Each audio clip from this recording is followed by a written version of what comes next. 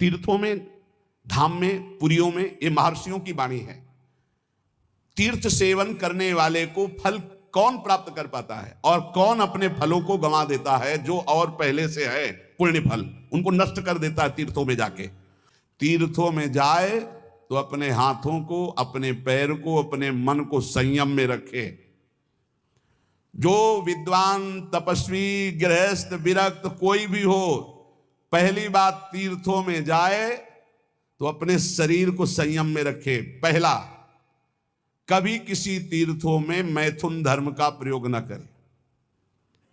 तुम्हारे गृहस्थ हो, घर है, परिवार है, तीर्थ गए हो, बहुत होश में जाओ। जैसे हरिद्वार, काशी, द्वारिकापुरी, ये ब्रजधाम, कहीं भी भगवान की कृपा से यदि जाना मिले तो पहला नियम ले लो कि हमको इन तीर्थों में ब्रह्मचर्य से रहना है। 1 दिन, 2 दिन, 3 दिन, 4 दिन, जितने दिन तुम्हें रहना हो, ब्रह्मचर्य का पहला। दूसरा, कोई ऐसा कार्य तुम्हारे हाथ से न बन जाए। हाथ पैर अहंकार संभाल के तीर्थ में।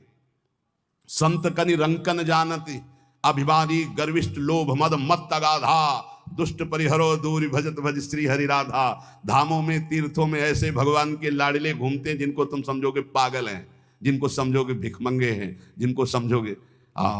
ये भूल कभी न करे तीर्थों में जाके किसी भिखारी, किसी पागल, किसी को कमजोर समझकर कि आप मार दें, पीट दें। पहली बात, किसी भी तीर्थ में जाकर मैथुन धर्म का प्रयोग न करें। गृहस्थ किसी भी तीर्थ में जाकर किसी को गरीब या भिक्षुक या भिखारी को समझ करके कि अरे ये तो ऐसे ही, कहीं आप उनकी अवहेलना न कर दें, उनके ऊपर हाथ ना उठा देने, सारे सुकृत चले जाएंगे। और कह रहे, जो तीर्थ सेवन का फल प्राप्त करता, तीर्थों में जो बटता हो उसे नहीं पाना चाहिए। प्रतिग्रह शून्य। अगर जैसे हलवा पूड़ी परिक्रमा में बट रहा है या कहीं बट रहा है, बोले ये प्रभु का प्रसाद है, आप ले लीजिए, प्रणाम करो, चलो। आपको ये नहीं कि दबा के हलवा पाए हो, परिक्रमा किए हो, आप आए हो गृहस्थी में, बिल्कुल आपको किनका नहीं लेना। किनका लेना है? राधा रमण जी के मंदिर में, राधा वल्लभ जी के मंदिर में, बिहारी जी के मंदिर में, वहां बट रहा है तो आप किनका ले लीजिए।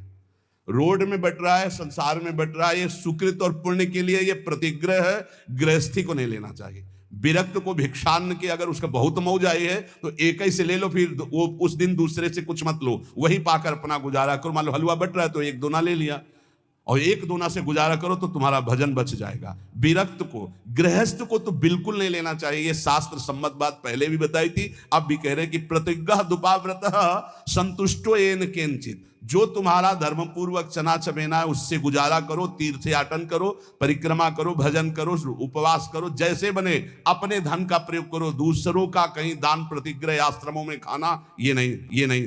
अगर आश्रम में प्रसाद पाया, आपको लगता है मैं अगर ये प्रसाद पाता तो 100 रुपया लगते, तो वहां 110 रुपया वापस दो, क्योंकि बनाया भी है उन्होंने और पवाया भी है, तो इसलिए उनको 10 रुपया और ज्यादा दो। गृहस्थी में कभी किसी का प्रतिज्ञा तीर्थों में ना ले तो उसको तीर्थ का फल प्राप्त होता है।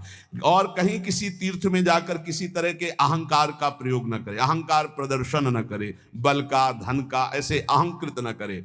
अगर तीर्थों का फल प्राप्त करना है तो अर्थ में जाए और तुम्हें गुस्सा दिलाया जाए तो तुम क्रोध मत करना। तो कह रहे हैं कि अक्रोधनश्च राजेंद्र सत्यशीलो दृढ़व्रतः आत्मोपमश्च भूतेषु सा तीर्थ फल मश्नुते। तीर्थों में कभी किसी के ऊपर क्रोध न करे और तीर्थों में जय दिन रहे सत्य बोले, और तीर्थों में जय दिन रहे व्रत पूर्वक रहे, कुछ नियमावली लेकर के। अब जैसे बोले तीर्थों में जाके कुछ छोड़ना चाहिए, हमने गांव में सुना है ये बात, बोले तीर्थों में जाकर कुछ छोड़ना चाहिए।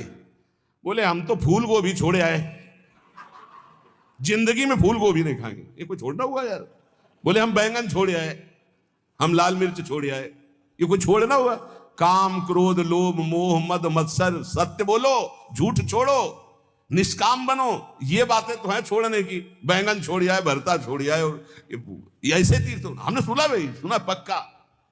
बोले हम बद्री नारायण गए थे, बोले वहां कहा जाता है सब छोड़, कुछ न कुछ तो छोड़ना ही चाहिए। तो बोले जिंदगी भर के लिए फूल गोभी छोड़ आए, नहीं पाएंगे हम। ये कोई छोड़ना, वो फूल गोभी छोड़े से परम पद मिल जाएगा? अरे छोड़ना है तो बेईमानी छोड़ो, कपट छोड़ो, कि आज से मैं झूठ नहीं बोलूंगा, किसी के साथ बेईमानी नहीं करूंगा, पापाचरण नहीं करूंगा। तो कह रहे आत्मोपमश्च भूतेषु तीर्थ फल मश्नुते। समस्त तीर्थ प्राणियों में, चाहे पशु चाहे पक्षी, आत्मवत भाव रखो कोई पापाचरण तीर्थ में ना हो, किसी का दान तीर्थ में स्वीकार न करो, तीर्थों में व्रत रखो, क्रोधहीन व्यवहार हो, सत्यवादी बनो जितने दिन तीर्थों में, तो आपका तीर्थ फल सुरक्षित रहेगा। और जिसका तीर्थ फल सुरक्षित रहता है उसका अध्यात्म उठने लगता, अध्यात्म भाव में उसका भाव उठने लगता है।